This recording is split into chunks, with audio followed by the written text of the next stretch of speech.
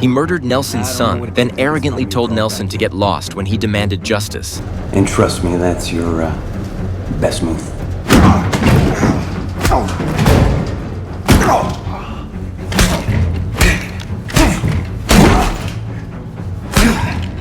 After a dozen punches, the man was barely recognizable. Nelson dragged him to the car like a pile of sludge. Nelson now wanted only to know who else had killed his son Kyle. If the man didn't speak, he'd take more blows. Unable to endure, the man uttered a name. To confirm it, Nelson pulled out his phone and displayed the photo of a man named Mark. He held the phone before the man's eyes. After receiving confirmation, Nelson slipped the phone back into his pocket. After a moment's thought, he wrapped both hands around the man's throat.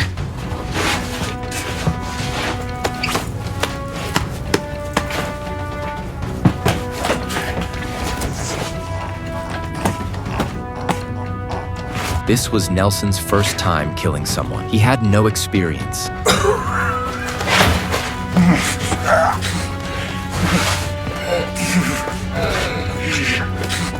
Only when the man showed no further movement did he finally release his blood-stained hands. As a father, Nelson felt no remorse or fear after the killing, only the bitter sorrow of losing his son and a heart filled with rage. He wrapped the man's body in wire mesh, hoisted it onto his shoulders, and carried it to the cliff's edge.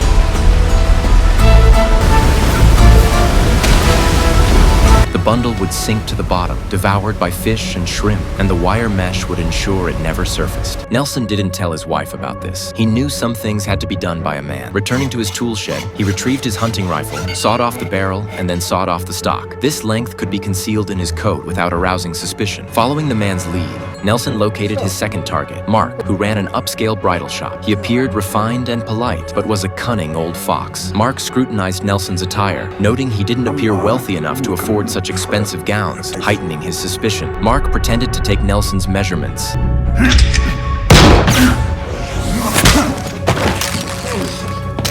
You killed my boy. Who told you to do it? Nelson cut straight to the chase without any small talk. He demanded to know who else was involved in his son Kyle's murder and who was the mastermind behind it all.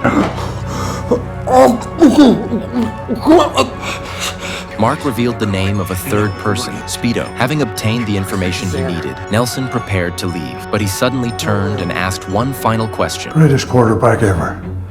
Elway Manning.